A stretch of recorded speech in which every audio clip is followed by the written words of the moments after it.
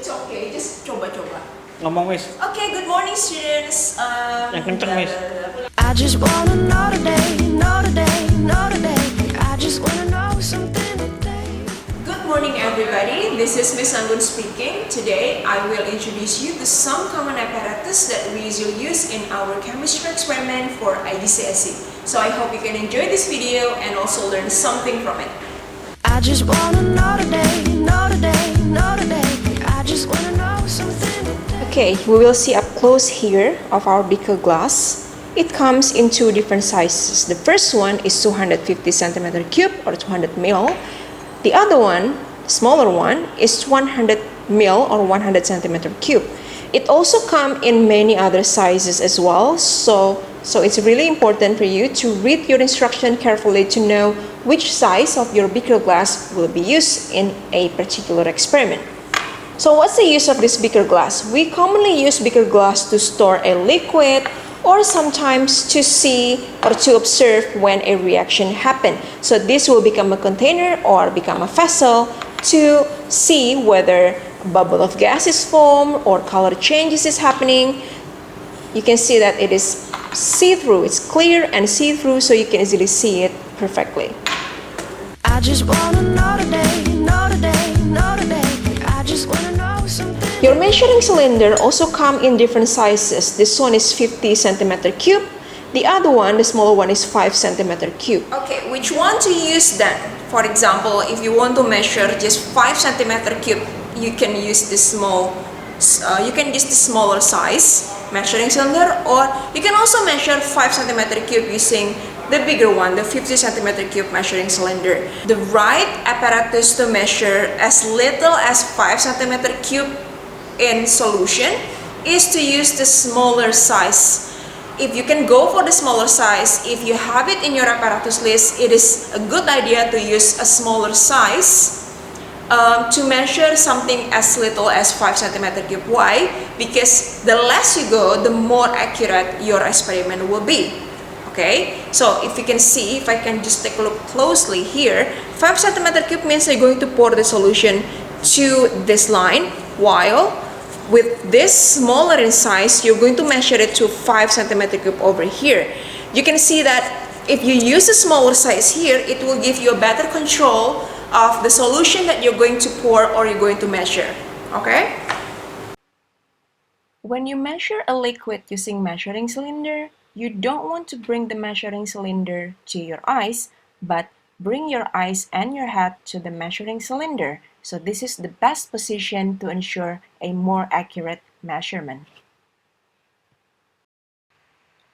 For water and most liquids in an experiment of chemistry, we always want to read the bottom of the meniscus. You don't want to forget that.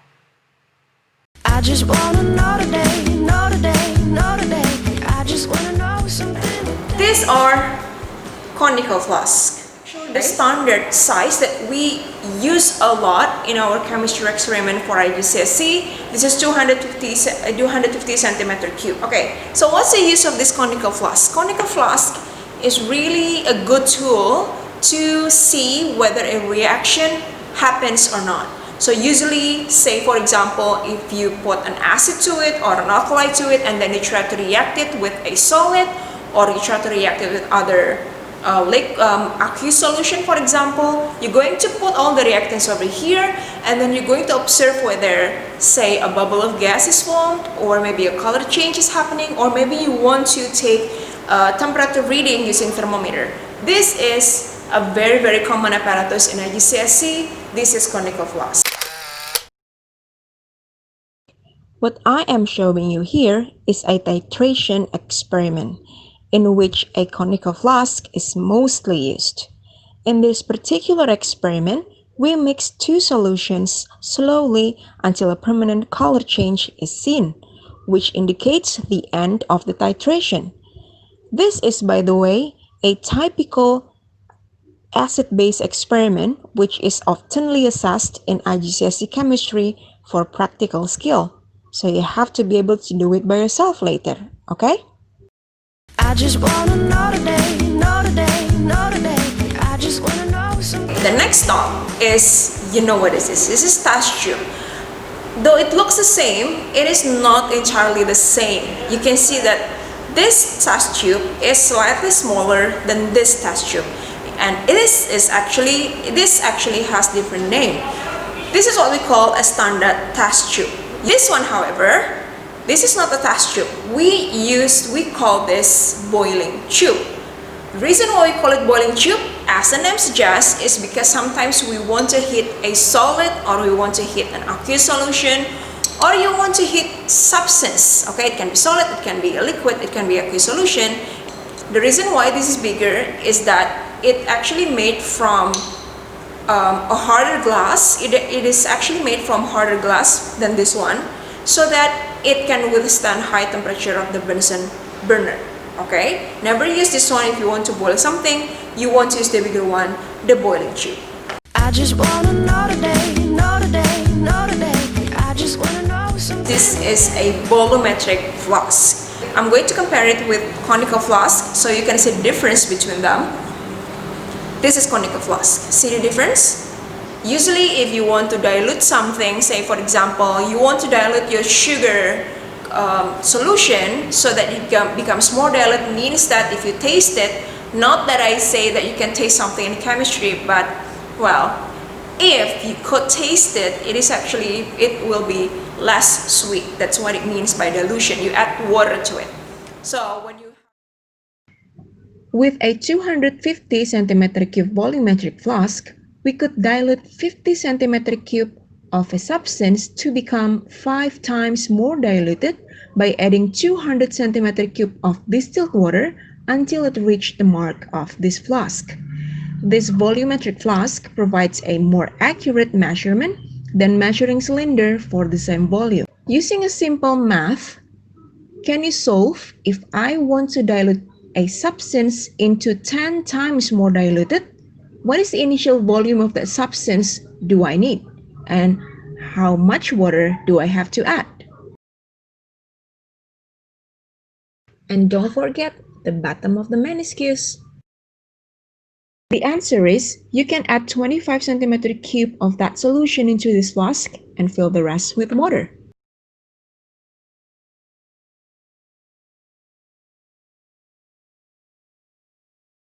I just wanna know today, know today, know today. I just wanna know something. Volumetric pipette provides a more accurate measurement of volume. You have to use it together with rubber suction bulb as shown. There are 3 buttons on the bulb. A stands for aspirate. This button is there to control airflow. S stands for suction. This button is there to pump the water up. E or exhaust is to pump the water down. The first thing that you have to do is to squeeze the bulb tightly while pressing a button on the top of the bulb. Next, you connect the top end of the pipette to the bottom end of the bulb.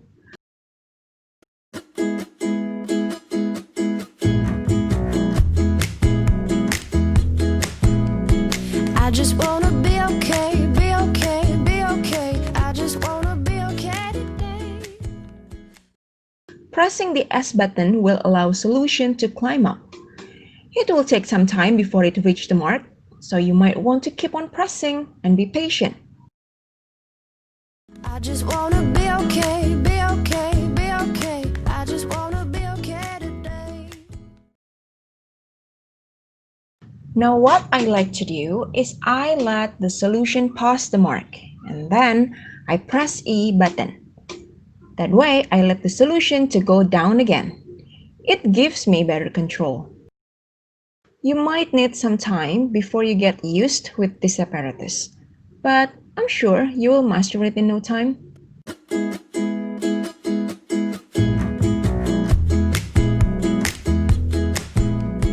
I just wanna be okay, be okay. I just wanna know today, know today, know today. I just wanna know something today. Make sure you know the right position of a burette. It is usually given together with a set of stand and clamp to hold and secure. You may want to get used to adjusting the stand and clamp before you start your experiment, since burette is a long glass column and I have seen students break it because they are not careful enough. Adjust the burette so the 0.0 mark is in your eye level. Do it with care. We always assume that the burette is contaminated from previous experiment. So the first thing that you have to do is to rinse your burette by pouring the solution you want to put inside. We don't need to fill it to 0.0 mark yet, just a little bit to rinse it. Then, switch the tap to let the solution out. I usually put it in my waste container. Now when you are ready, make sure the tap is in full closed position, then begin to fill the burette until it reaches 0.0 mark. Remember, eye level for better accuracy. A typical experiment involving burette in IGCSE is acid-base titration.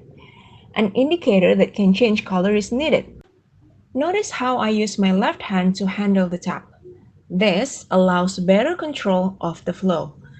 This requires practice in person with the burette.